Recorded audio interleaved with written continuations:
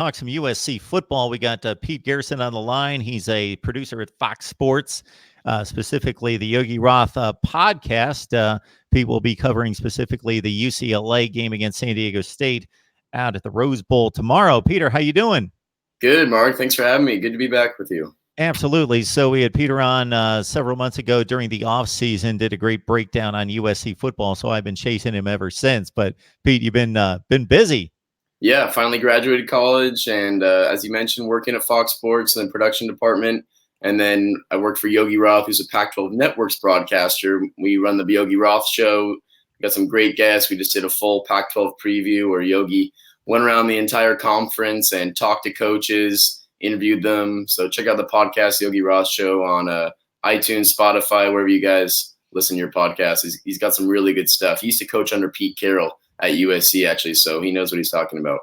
So it's a great point that you make, and a great topic that we kind of segue into maybe before we even hit USC and Stanford. As a Pac-12 guy, a guy that I'm sure takes pride, especially as being the paramount program, USC being the, regardless of what the record is, it's the program that needs to be front and center from a brand standpoint. The Pac-12 has obviously taken a hit in recent years, both on the field. I think most of it's reality, but there is perception that comes along with being having a few games magnified, and then that becomes, because it's still a very deep conference. So understand, people out there, that there's Oregon State. Yes, there's Oregon State, but there's not multiple awful teams in this conference. It's a deep conference. It's a quality conference, just hasn't had that elite play right at the top. So what are your thoughts about the Pac-12 in general? We saw the one big marquee game with Oregon. And again, the bottom line, the result's going to be a loss. But if you look at the entirety of the game, it was so close, and they really had the game in hand at 21-6. Just your thoughts about the Pac-12 and what needs to happen for the conference to get back into the playoff and back into the good graces of the fan base across the nation. Well, Mark, you hit the nail on the head, because that first game, Oregon-Auburn, in Jerry's world, was national stage. Everyone was waiting for it. And Justin Herbert, who's likely going to go as the number one overall pick, somehow just fell off in that fourth quarter. And as you mentioned, the Pac-12 perception can kind of sometimes hinge on that one big-time game. And sadly, Oregon couldn't pull through. So now that perception throughout the season, deserved or not, it's going to be there, because that was one chance for the Pac-12 to really show who they are. But there's still Washington. There's still Utah, who's an extremely talented team, one of the best defenses in the country, actually. And then, as you mentioned, USC is usually at the top of the list in the Pac-12. They haven't been the last couple of years. 2 years ago with Sam Darnold, of course, they were. Last year, 5-7, not even close. And this year, I'm not predicting them to even win the South, let alone the Pac-12 conference. But their recruiting has fallen off a tiny bit. Of course, the Clay Helton saga and all that, the coaching problems and changes they made this year. But you're right. USC needs to get back on top for the Pac-12 to get back to prominence like it did during those heydays during Pete Carroll and Matt Leinart. But there's still a lot to prove. There's still teams, like I said, Oregon, Washington, Utah, Washington State. I mean, if Washington State didn't lose to USC last year at the Coliseum off a blocked field goal in the final couple seconds, they would have been in the college football playoff conference, because they would have been a one-loss team. But when you lose to USC and then USC goes on to lose it at UCLA and against Arizona State, you can't put them in the conversation. But I think part of it is the fact that the games are so late here on the West Coast. Last week, USC played at 7:30. This week, USC Stanford, the biggest game in the conference, is also at 7:30, which means it goes till like 11 o'clock our time on the West Coast. That's 2 a.m. with you guys on the East Coast. There's no way people are going to stay up and watch that. So the timing hurts USC a little, or the Pac-12 a little bit, and then just the quality of play, as you mentioned, not winning those big games and just not really being able to contend with some of these bigger time programs. Yeah, basically the 27 nerds on the East Coast like myself stay up till 2 o'clock in the morning on a Saturday night watching college. Glad you do. Thank you. I can't rest until every game's complete and I know exactly what happened. But other than that, yeah, the droves and the masses are, yes, long gone at that point, unfortunately. And it's an issue the Pac-12 has to deal with, and even gave consideration to playing at 9 a.m. because if you play in the middle of the day, if you play that prime time Eastern Conference or Eastern time window, or the 3:30, then you're knocking heads right with the SEC and the Big Ten in their biggest games, and maybe that's a difficult fight to have as well. So it's a tough challenge for the conference. Certainly, another tough conference challenge for the conference in particular is keeping your best players on the field. And right now, two of the best quarterbacks, or at least marquee names, would be JT Daniels and KJ Costello. Obviously, Costello's been more established and more successful, but JT Daniels' emergence as a freshman, even though his performance was a bit sketchy, he's still quarterback USC. Got to keep him on the field. That's not the case right now. And you talk about, Peter, we just had a betting expert, odds maker on. You talk about a difficult game to handicap. It's one in which both backup quarterbacks are in the game, and that's what we've got with USC and Stanford. Yeah, well, if we talk betting odds, USC still holds about a 2.5 point spread. They're favorites, but USC is usually terrible at covering the spread. Last week, they were 13.5 point favorites over Fresno State, and they only won by 8. But you're right. The quarterback play is going to be a huge conversation, a huge thing to look forward to, because USC now is set with a true freshman for the second consecutive year. This time it's Keaton Slovis. Remember the name, because this guy is talented, but he wasn't expecting to be the starter at USC after playing high school just a few months ago.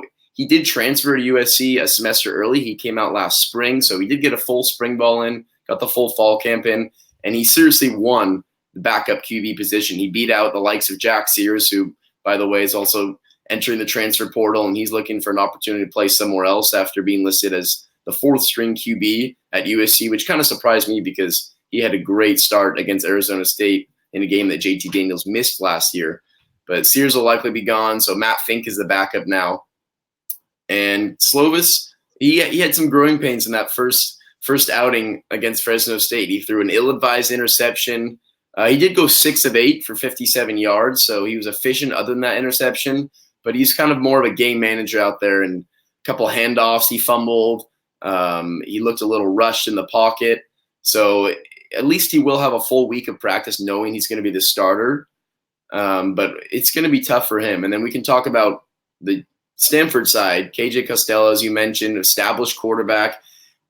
I got to point this out. Both quarterbacks, JT Daniels and KJ Costello, were having fantastic first halves. And USC has this new air raid offense, with Graham Harrell.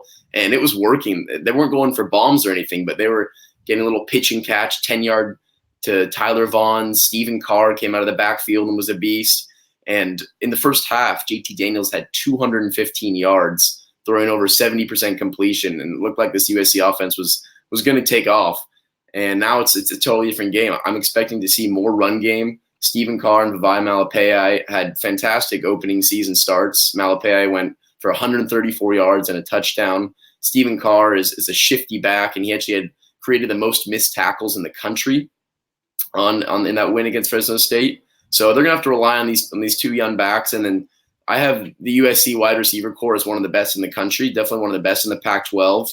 Of course, Alabama and Clemson are a step above the Trojans in that, because those teams right now are a step above everyone. But I trust that these, and they're also experienced wide receivers. It's Michael Pittman, who could have gone drafted last year, and he's back. It's Tyler Vaughn, who's a redshirt senior, who also could have tested the draft waters last year. So I expect them to kind of help out their true freshman quarterback. Now I can get into the Stanford backup too. It's David Mills. He was a 5-star QB coming out of high school, and compare that to Slovis, who was a 3-star. So he was much more highly recruited. He was like a top 15 recruit in the nation in the class of 2017. And he came in last week against Northwestern. It was a close game when KJ Costello got hit with that nasty hit on his head. It should have been really called a targeting, and it wasn't. And Slovis, concussed now, is going to miss at least this week. Or excuse me, Costello is going to miss at least this week with a concussion. But this guy, Davis Mills, who's coming in, he's a redshirt sophomore, so he's a little bit older than Slovis. He was 7 of 14 last week for 81 yards. But he's just not the passer that KJ Costello is. He's just not the same guy. Costello was a second Pac-12 team last year. He came in as on the All-American watch, and he's just not the same guy. So it's going to be a bit of a defensive battle.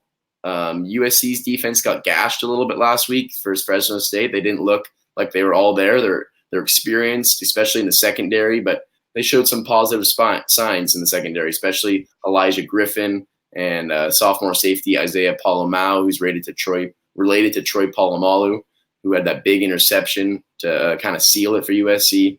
So there's a lot of youth in this game, and it's definitely a compelling matchup, but just not something we expected to see two backup quarterbacks in week 2. Yeah, it was a great play in the end zone. Once they showed that from a number of angles, you got to see how much ground he covered from his safety spot to race across the end zone, get to the line, and pick that ball off. It was a great play to save possibly the game, up 31-23 at that point after Clay Helton had gone for it, fourth down. Do you ice the game there, or you put your defense in a bad position and you're only up one score? Of course, it's easy to say bad decision now. I did think it was a bad decision, but I can understand if you get it, you ice the game. I don't know how much grief he took for that, Peter. Well, he's taken grief for whatever decision he's made, Mark, and I don't know how he's going to survive this last season. Clay Helton, everyone will tell you, is the nicest guy. You go to practice, you talk to him one-on-one or in a media scrum, and the guy is just so respectful and everything, and really smart guy. He sleeps in his office a few nights a week at USC. But he's been on the hot seat, and I don't know how he's going to survive a season now where he has to have a true freshman quarterback again. And you got to talk about, we talked about this last time you're on. I don't know if you remember, it was a while ago, but the schedule for USC is so deep, and this next few games, the stretch is unbelievable. They play Stanford at home when Stanford's 23rd in the country. Then they go to BYU, who played a pretty good game against Utah in BYU, that game is. Then they come back home on a Friday night, a short week, face Utah, who's going to be a big favorite in that one. And then they have to go to Washington and play in Seattle, a team they haven't played in a few years. And then they get Oregon. So, I mean, if USC can win half those games or go one game over 500 in that stretch, then that's a win. But, I mean, there's no way they're sweeping. Oh, and then you got Notre Dame in there, too, in South Bend. I forgot about that. So you got some rivalry games. You got the best teams in the Pac-12 they're facing. And it's going to be a tough stretch with this freshman quarterback. And I mean, you tell me, Mark, do you see Clay Helton remaining as the head coach next year if USC finishes 6-6, 7-5? I think he's going to have to win at least 8 or 9 games to prove himself. So if they somehow survive that 6-game stretch, and again, that's brutal because they're better than two of those teams, I would think, and they just beat one of them by 1 score at home, and then they've got BYU, but it's in Provo. That's tricky. The other 4 teams you would have to rate as better as USC based on the way it looks right now. That not that talent is that much better. It's just they're more cohesive. Exactly. Yeah, USC of football teams right now. So the back half of the schedule is very manageable once they clear this. But as I sized it up during the offseason, I thought, well, would he be in better position if it was flip-flopped and he would be able to instill some confidence in his team and maybe they get out of the gate 6-0 and then they got to take on the brutal stretch? Or is it better this way? I don't think there's a right answer to that. It's better if you get those games spread out throughout the schedule, but it's ridiculous how tough the first 6 are. Yeah. And I'm going to flip that back on you because I've got to think that after the 5-7 season, that he needs to have a strong season that is at least 8-4. Something in that range to keep his job. And now there's speculation, especially considering he's out there in Los Angeles working and he's surrounded by Matt Leinart and Reggie Bush each and every Saturday, that Urban Meyer's the answer. Yeah. Obviously, he's been the answer every place he's gone to, but I don't know if USC fans are just grasping at that. It all works together in regards to, and it just seems like the ready-made place for an Urban Meyer to go as, man, I can really cement my legacy as maybe the greatest of all time. If I go to USC and win a national championship, and I go to 3 straight schools and win national championships with the winning percentage he has, which is the best in modern college football history, you just got to think that he would own the Pac-12. Yeah, you'd hope. So I work at Fox, and I'm on the production team with their college football Saturday, then their new star-studded crew, Big Noon show on Saturdays, and it's Matt Leinart, Reggie Bush, Brady Quinn, and Urban Meyer. So you've got 2 USC legends, a Notre Dame legend. I actually talked to Brady last week. I was like, hey, football's back, and I was wearing an SC shirt at work. He's like, yeah, just some colors are better than others. And I was like, yeah, you got me there. And I asked him about Ian Book and stuff, and he thinks Notre Dame's going to be good this year, but maybe not as good as everyone thinks. But, yeah, talking about Urban Meyer, for some reason – not just in LA, kind of around the college football world, everyone thinks that it's almost like a foregone conclusion that Urban Meyer is the next head coach at USC. And as sweet as that sounds, I mean, I don't know how plausible it's going to be. Yes, he probably does want to go back to coaching. Everyone says he's going to get bored in the media and, get back to his competitive spirit. And he's already in Los Angeles, so he kind of knows what the weather's like and stuff. The Fox Lot's over here in Century City, not too far from the USC. And maybe Reggie and Matt Leinart will even try to give him a little push, and say, hey, you'd be great at USC. One thing I do know is he would recruit fantastically. Everyone would want to play. USC's already a draw, regardless if, Joe Schmo's coaching there. But if Urban Meyer is running the helm, then everyone's going to want to play. When Cliff Kingsbury got hired as the OC, everyone kind of thought, okay, he's the next head coach in line once Helton's gone. And the recruiting started to really pick up. I was working for Scott Schrader with USC Scoop, and he was talking to families like, oh, is it true that Cliff Kingsbury's coming? He's like, yep, it sounds like it. And they're like, okay, USC was on the bubble, and now they're going all in. But obviously, Kingsbury's now about to start his NFL career in 2 days with the Arizona Cardinals. But yeah, Urban Meyer, that's just such an interesting fit because he's never seemed like a West Coast coach either, especially a Pac-12 guy. But you're right. I think he would dominate if he came to USC. He would recruit well. He'd be able to work his quarterback. So he just has that authoritative figure. And not that Clay Helton isn't authoritative, but sometimes I think he's too much of a friend to the players. And the discipline, which he's talked about all season, they're really trying to improve on, lower those penalties because the penalty numbers last year were insane, some of the worst in the country for USC. The discipline and stuff still sometimes you can just tell sometimes at practice and after the game. It used to be a few years ago even when I started covering the team that after a loss, there wasn't many losses when Sam Darnold was there, and the Trojans went 16-0 the Coliseum in a 2-year stretch.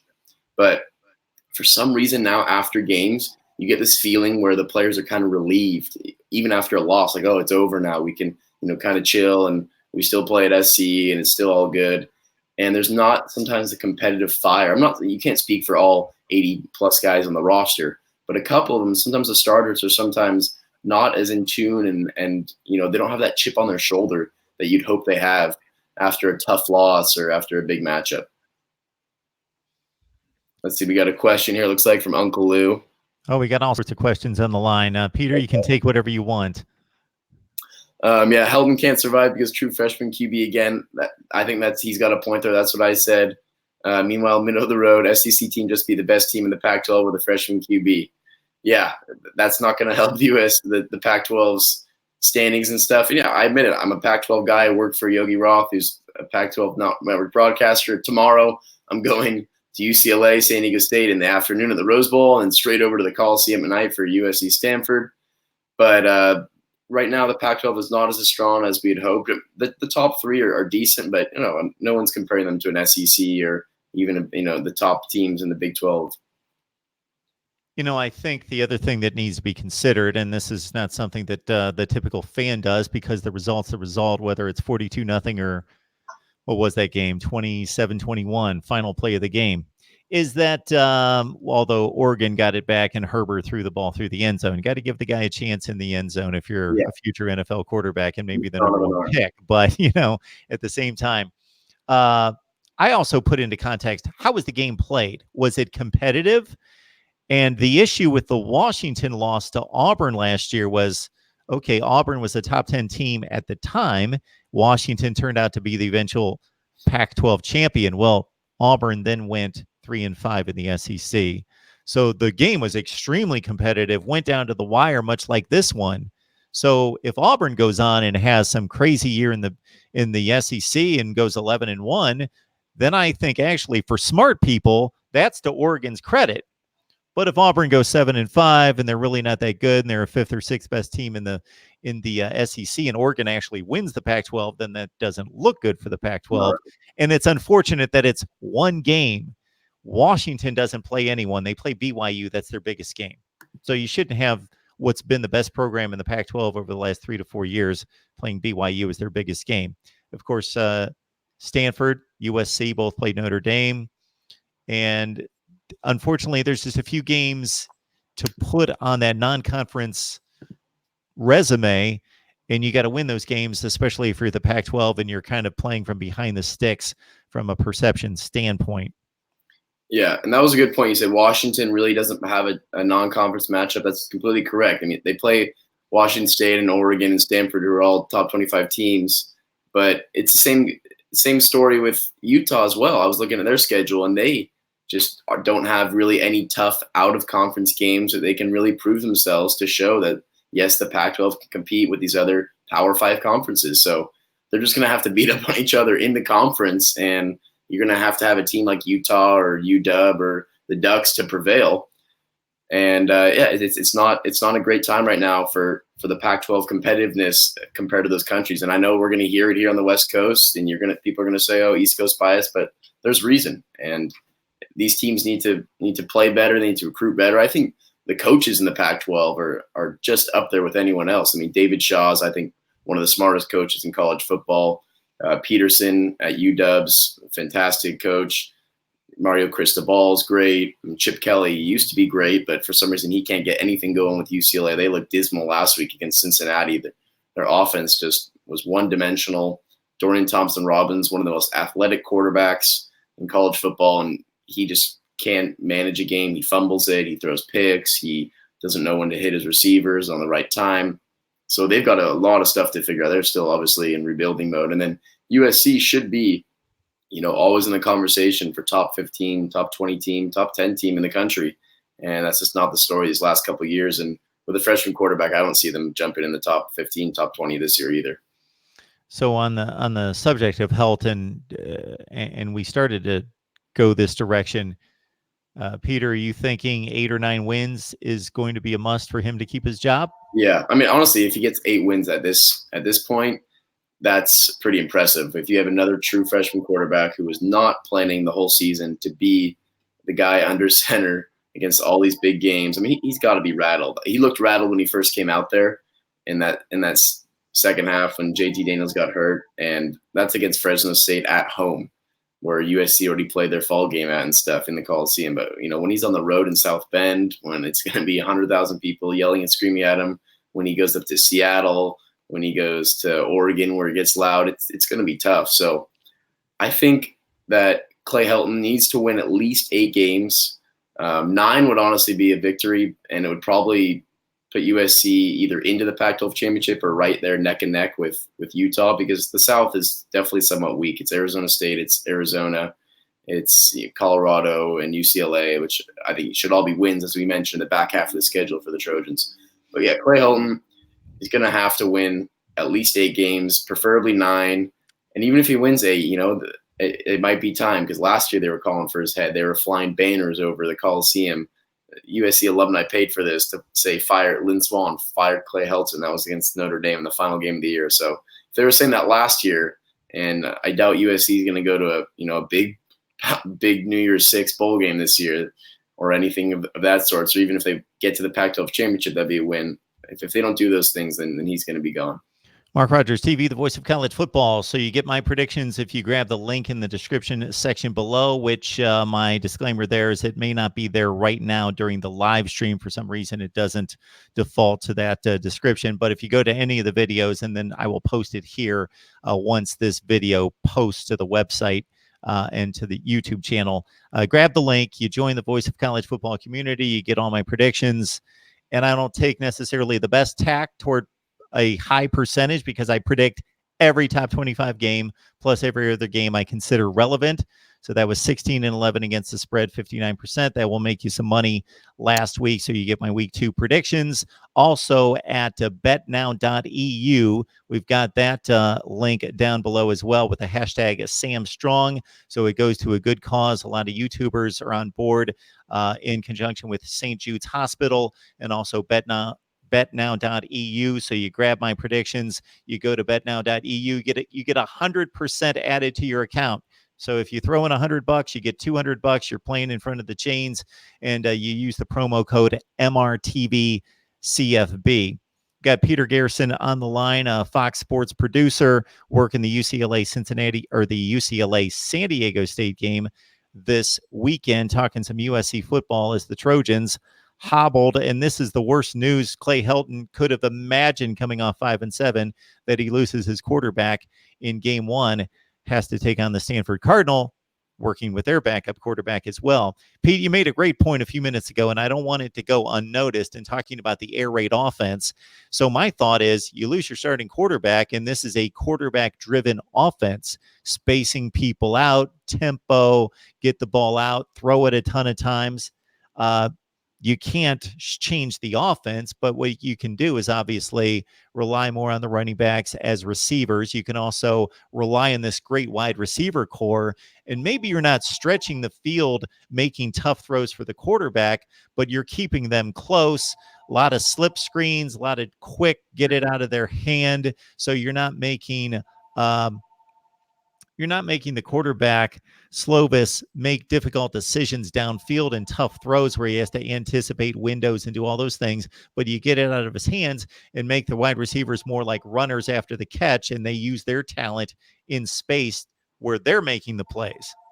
Yeah, you're right. That's a good point, because this offense is very different than the T. Martin-led offense of the last couple of years, which last year, some of these games, the game plan offensively was just completely out of sync. I don't know what the Trojans were doing.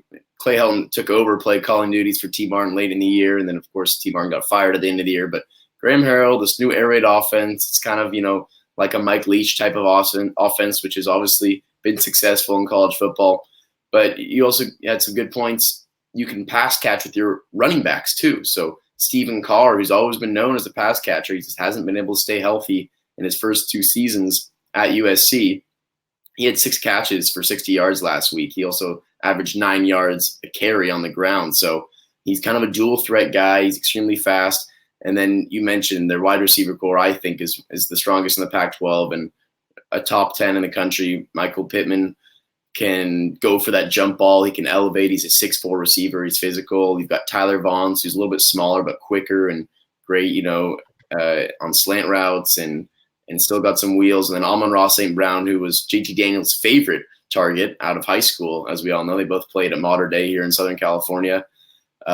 They won't have that same connection, Keaton Slovis and Amon-Ra, but Amon-Ra is so physically just a beast. He's the most ripped guy on the team. He's extremely strong. He can bench like 300+ pounds. I mean, his brother's on the Green Bay Packers and his other brother's on Stanford. So that's actually another thing to look out for, the 2 brothers going at it this weekend. But I think Slovis is going to need a lot of help. And I like your point about how the Trojans offense is going to have to go with kind of those shorter plays, not go for the home run ball every time. We saw Slovis throw 1 deep ball in the game against Fresno State, and he kind of lofted it up there. It floated for a while, and Tyler Vaughns somewhat bailed him out, made a diving catch for a big 40-yard gain. But I think you're right. I think they're going to be a little more conservative. They're still going to throw the ball all around the yard. I mean, Keaton Slovis, yes, he's a true freshman, but the guy can still spin it. He's from Scottsdale, Arizona, and his high school coach was Kurt Warner, Hall of Fame NFL quarterback. And Kurt Warner apparently has this awesome, almost complete football field in his backyard. So Slovis would just go over there all the time in high school, I read, and he would just throw passes all day long with Kurt Warner, and the guy was just coaching him up. And even like on weekends and stuff where, other high school kids would be off socializing, Slovis was just a student of the game apparently and grinded and just tried to soak up as much information as possible. So I trust him from a, head on his shoulders standpoint and mature as an 18-year-old can be. But we still got to talk about nerves and mistakes. And this USC Stanford rivalry usually comes down to who makes the least amount of mistakes. It's been a tightly contested rivalry. Last year it was 17-3 Stanford, and the USC offense looked terrible. That was kind of when the play calling of T. Martin started to really become in question, because they had the Ocho package last year in that Stanford game. Ocho meaning number 8, Amon-Ra St. Brown, who was supposed to be JT's favorite receiver. And we were all kind of joking in the media because the Ocho package meant 0 targets in the first half for Amon-Ra, and I think 2 or 3 targets in the second half. So it was Helton and T. Martin kept going on about this Ocho package, and it wasn't even centered around number 8, Amon-Ra St. Brown. So we'll see if the Trojans can actually run a package for Keaton Slovis that fits his game. I want to see him get the ball out quick, because a couple times he got pressured in that second half against Fresno State and just looked distressed and he wasn't making the throws that he normally could a little more time. So they're going to have to get the ball out quick. They're going to have to rely on Vivai Malapei and Stephen Carr, who are very capable running backs. And I don't know. I think USC has an advantage here because they're at home and because the other side's also starting a backup quarterback.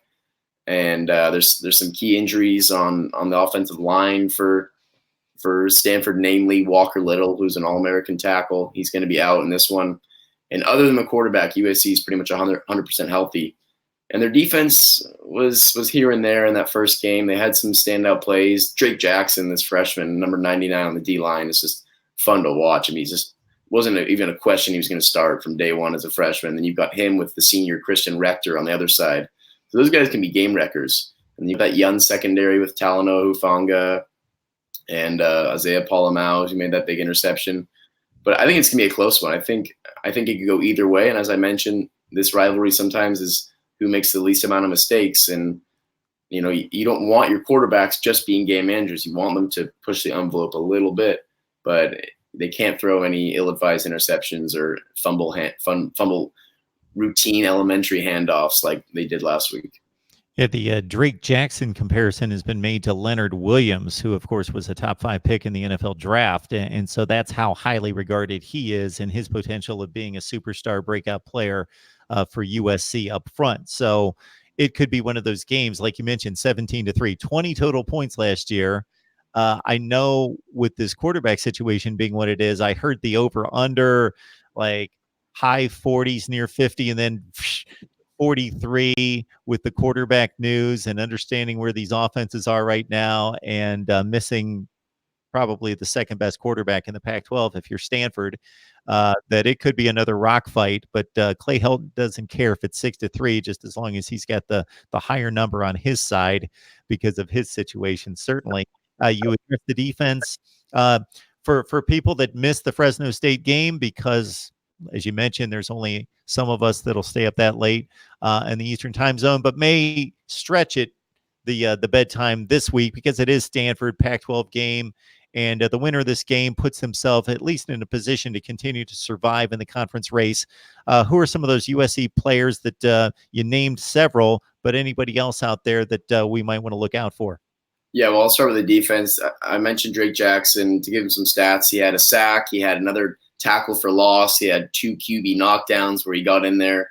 And he's just going to be a game wrecker in that Clancy Pendergast defense.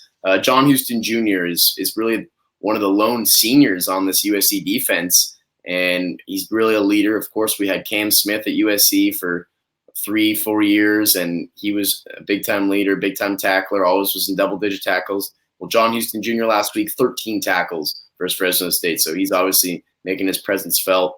And then Talanoa Hufanga, I've mentioned, he had an 8-tackle game last week, and he looked really strong. Elijah Griffin, who's the son of Warren G., the rapper, they call him OG. He looked kind of lost his freshman year last year, didn't play much at all, but this year he's coming back, and he's starting most of the time, and I expect to see him on a majority of snaps out there. He had a solid game with 6 tackles, but the problem with this USC defense, Mark, is sometimes they have this penchant for giving up big plays, and it happened last year with stud cornerbacks like Biggie Marshall, who went in the 5th round to the Baltimore Ravens as a quarterback, and they've had some studs back there, and they've had good rushers and stuff. But sometimes USC just, after playing a decent defensive series, they just give up a 40-yard bomb, and it goes for a touchdown. It totally blows all the work they've done up until that point. So USC has to limit the big plays, and it may not be a big problem with a backup quarterback this week, but Davis Mills can still spin it. He's a 6'4" quarterback. Slowest, I think, is only about 6'1". So Mills can definitely, he has the arm strength. He's not quite as accurate as other quarterbacks, but he was highly touted. He's a 5-star guy coming out in 2017 class. So USC is going to have their hands full with a young defense trying to face up against this young quarterback for the Cardinal.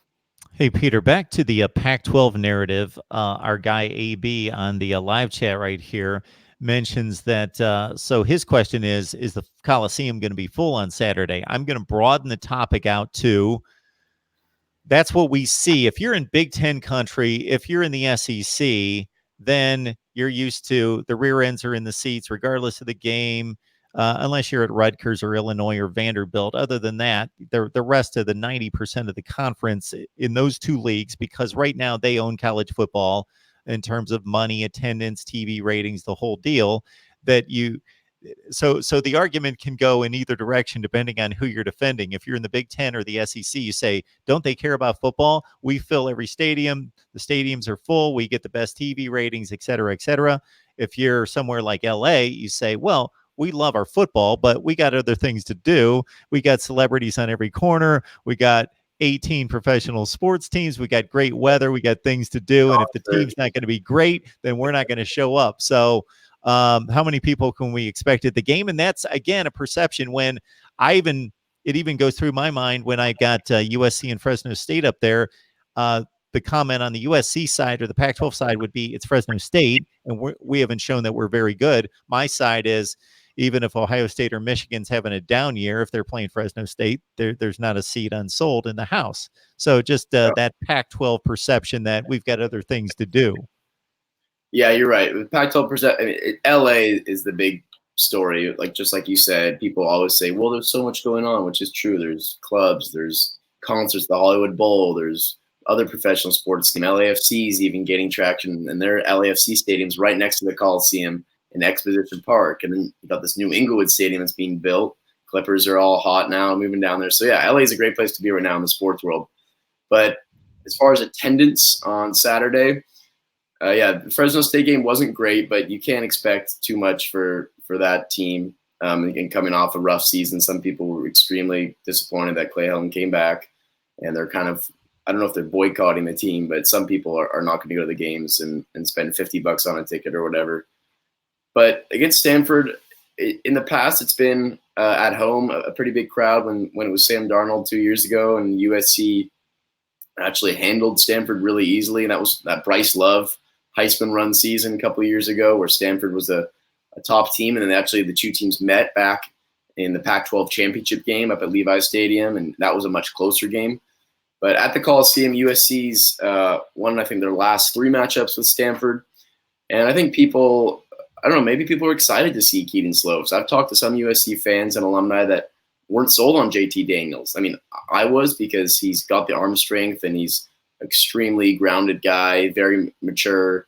And he had a whole year in the offense, or not this offense, because now it's an air raid, of course, but he had a whole year with the team, with these receivers, definitely built some chemistry. So obviously I would pick JT Daniels over Keaton Slovis, but some people, weren't a big JT Daniels fan, so maybe they want to come out and see this true freshman quarterback. But attendance-wise, Coliseum's been renovated. I don't know if you've been following that, but it's unbelievable now. They have suites. They just did a $300 million renovation. They kind of revamped the peristyle, but the press box and the suites they've added are just unreal. They have like a top deck where you can see the whole of downtown LA, so maybe that'll bring some fans in. And with the renovations, they actually decreased some of the seats in the Coliseum, so there's a few thousand less, but it's still 80 plus thousand seats available. I'm going to say it's going to be around 60,000, which I think last week it was around 50, 55. So it'll be a little uptick in attendance, but until USC starts winning and proving to the city and their faithful fans that they're worth to spend the money and watch. I mean, the tailgates will always be packed, but it's just a question of how many people go from the tailgates to that walk across the Coliseum. So we'll see on Saturday. I think USC right now is just more focused on getting a win before they start this tough stretch. Got several people on the line commenting about Pac-12 kickoff times, but I think we've covered that ground. Basically, it's a difficult situation because of the time zone. I don't know that anything can be changed about that unless somebody's going to rotate the position of the earth differently. It just can't be corrected. I know that it was thrown out, and it seems ridiculous and is ridiculous to play football at 9 o'clock in the morning to take advantage of noon Eastern time, because that's been Fox's focus, that we're going to throw some really good games on at noon, because 3:30 and 7 o'clock has been Eastern time, has been that focus from the other networks. And we're going to give you some good football at noon. But to expect kids to get up these kids get up hours and hours and hours before the game. And it's not like they're going to an accounting office to sit at a desk to go to work. They got to be physically charged and ready to go to work, to hit people and run like nobody's business. To expect them to get up at, I don't know, 5 o'clock in the morning to be ready for a football game at 9. And they don't even like to press it that to condense the time that much, that's ridiculous. But I understand them contemplating that. They chose not to do it. So people are asking about kickoff times, and I don't know what to tell you because not everybody can play at 4 o'clock in the afternoon, West Coast. So it's a 7 o'clock game. Plus, there's a whole TV component that rules everything, and you got to kind of balance what's best for the fans at the game. But TV takes over, but you got to spread out your games, and you're going to play most of your games at 10 o'clock at night Eastern time.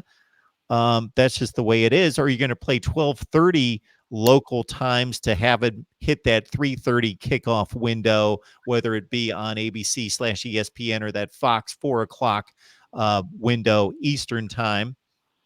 That was really good with Northwestern and Stanford, and turned out to be a great window for Fox. I know last season a lot of great games were at 4 o'clock in the afternoon. So it's just, I don't know if you have anything to add to that, but that's my thought. You can't correct. You certainly don't give up on the proposition. You got to do what you got to do to figure it out from a TV standpoint of when do we need to start these games to get attention to our conference. But the time zones can't be corrected. Yeah, you're totally right. And I think the 7:30 starts are not a good idea. And usually a 7:30 start in football means 7:45 kickoff. And college football games, as we know, go 3+ hours all the time with the clock stopping on first downs, which doesn't happen in the NFL. I think that adds a considerable amount of time onto the game time. NFL games are around 3 hours usually. And I've called many games at the Coliseum or covered many games where we've been there. The game's almost ending at midnight, and yeah, you can't expect the East Coast audience to watch, especially if the product's not good, and I don't blame them. So the 7:30 starts. I think this right now, this is the last scheduled one for the Trojans. Of course, a lot of the times are TBD in the future, but next week at BYU's 12:30 start. The Utah game's 2 weeks from today on a Friday, September 20th. That's a 6 p.m. start, and I think just that hour and a half makes a big time difference. And then when USC plays Notre Dame in 5 weeks, that's a 4:30 start, which is a classic primetime start. But yeah, we all like the 5 o'clock starts better. But you were right. You said the TV part rules it. And working at Fox now and seeing how production works and stuff, and I talked to a guy at ESPN who's in charge of scheduling. Pretty much they sit down on a Monday. They get all the games lined up. They got NBC, they got Fox, they got ESPN, they got CBS. They've got the local regional networks. They got Pac-12 network, SEC network, all the networks. And they all kind of bid and auction and say, okay, well, you get this time game and I will get that time game. That works with our schedule. So really, yeah, it's out of the players' and coaches' control. I think they can, the coaching staff and stuff could request stuff to their athletic department, who could then go on to the PR departments of these big broadcast companies. But really, yeah, it's the TV rights because there's so much money involved and there's so much scheduling that needs to be done that sadly you get these 7:30 starts. And I don't think the fans really love it because, maybe they do. Maybe some people like tailgating all day. But I think that 7:30 start is tough because you get out at 11:15, and people have been drinking. You don't want them on the roads and stuff. So it is nicer to see some earlier starts. I think this may be, as I mentioned, one of the last 7:30 starts. But I mean, like looking at the USC schedule when they play, Arizona State in November or Colorado, that could be a night game. Maybe not Colorado because it's going to be cold there in October. But when they play Berkeley late in the season, or when they play Arizona State in Tempe, that could easily be a 7:30 start. So sadly, we're just got to deal with these games, and until the Pac-12 improves their play, they're not going to be put on those primetime games. Yeah, and you don't want the entire conference playing at the same time, and obviously only a couple of those games are going to catch a national following. The insight's been amazing from Peter Garrison, Fox Sports producer, working UCLA, San Diego State, USC alum, who's obviously got his eye on the Trojans and provided, again, from the Pac-12 to the TV angle to Stanford and USC. Peter, we appreciate you stopping by. It's been a great conversation. Yeah, I enjoy it, Mark. I'll have to get on as often as we can now because I'm fully invested in college football now this season with working with Yogi Roth, who's traveling to a game every week. I'm going to go on the road, I think, with him too, to either UW or Oregon, which will be fun to see those conferences and see how the Pac-12 network runs the broadcasts and everything up there. So, yeah, I'll keep you updated, and hopefully we can get on, answer some questions, and keep the people informed. Yeah, I got to tell you, Peter, it doesn't matter what USC's record is. They're relevant. They're the brand. And and I keep track of USC. And when I Well, don't, I hear about it. So definitely, you're one of my go-to guys, and certainly would be in the future if you've got the time to talk USC football and yeah, Pac-12, because I love talking about the conferences and the perception and what's out there is also an interesting topic to I just track want as the season unfolds. Yeah, I just want to say, even though, yes, I'm a USC alum working for a guy that was a Pac-12 broadcaster, I'll say it how it is. And if USC's, showing up and not doing anything, then I'm going to say it. Yes, of course, I'd like them to be successful and the Pac-12 to improve their standing nationally, but I'll keep it real with our viewers and stuff. I'm going to see it. I'm going to say it how I see it week in, week out. I'm talking to Yogi about what he's seeing each week.